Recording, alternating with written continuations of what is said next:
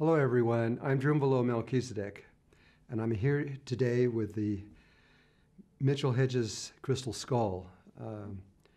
It's a very interesting thing that I have to present to you today. This is kind of very different, coming from an area that we would not expect. But before I start talking about the skull, I think I would like to show you the skull a little bit and just let you get a view of the entire thing. This is one of the most famous crystal skulls in the world.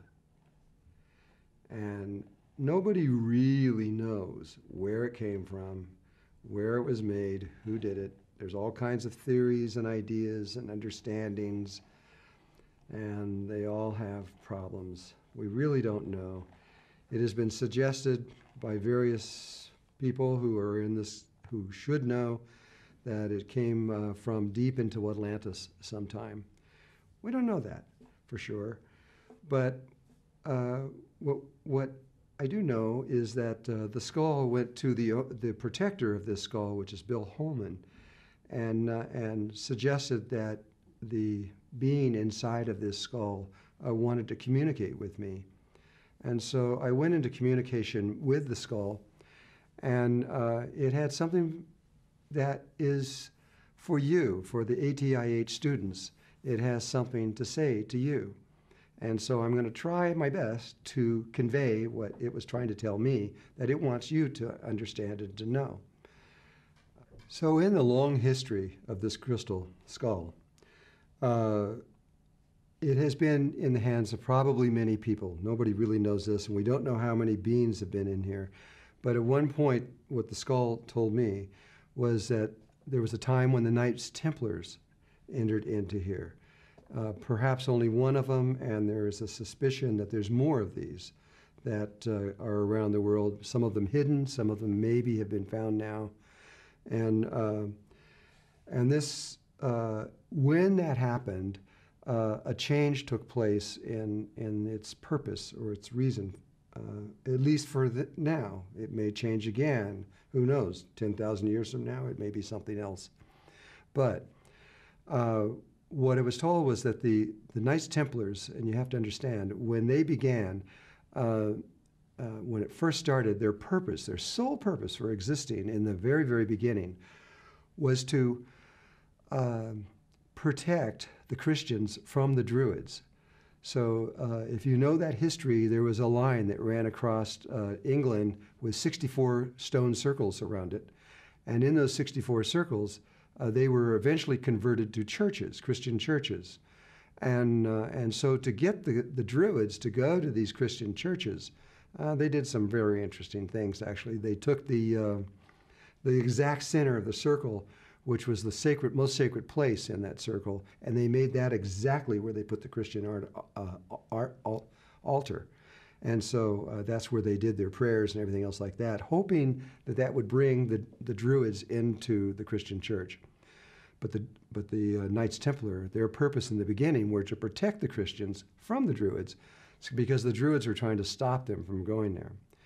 But as that all settled down and the Druids actually started to become Christian, the Knights Templars' purpose switched over to other reasons and other purposes. As it went down further down the line, the purpose changed completely, and that was where they're very similar to what it was in the very beginning, was to protect the Christians, but not just not to protect their bodies from the Druids, but rather to protect the Christians as they resurrected into the next level of existence. And so, when Bill talked to Bill Holman, spoke with this crystal said that it wanted to speak with me.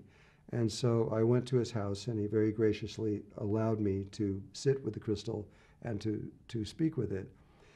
And the crystal, what I felt was in there was a male, and he was a very strong male, though a very light-hearted person. And he wanted me to realize that that was their history that he's working with at this moment, but that in this future, right now, as we are right this moment, they have decided to make a change if we give them permission. And I definitely give them permission to do this, what I'm about to say.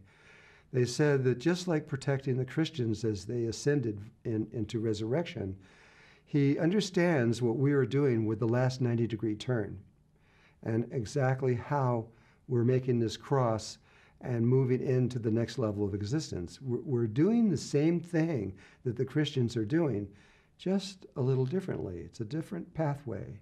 It's not, the end result is the same, but the pathway is different. And these beings recognize that this pathway is so similar to what they were here to protect, that they have asked us that if we give them permission, that this being here and the beings that are beside them in other crystals and other places in the world would like to come in and help you by protecting you at the moment that you choose to make your ascension. And so I just want you to know that you have friends in high places and they want to help you. And so, but you must give them permission. I can't do that for you either. They're here. This is another whole level of protection that we didn't know was going to be there. And this is a good thing because these people are pure and they want to help humanity reach into higher levels of awareness and consciousness. And so whenever you decide to make the last 90-degree turn, if you ask them to help you, they will be there to assist you and to make sure that no one interferes with what's happening with you. So I hope that is exciting to you, and it is to me. And one more time, I just want you to see closely that this is an extraordinary crystal in all kinds of ways. The crystal has, not only does it have a movable jaw and made perfectly but slightly smaller than the human skull, but the crystal itself that it came from, there's a C-axis that runs down the crystal of every crystal, and I have never in my life ever seen one be any different than that, but this one is. This was very unique. The C-axis rather, comes up and usually goes straight up the crystal, but this one goes up to a certain point, turns, and goes 90 degrees in the other direction, the 90-degree turn. And if you were to put a light from underneath here where it came up through the neck, that light would come up like a laser optics, come up, curve, and turn, and come out both eyes. It's awesome. I don't think there is another crystal like this in the world. It's unique.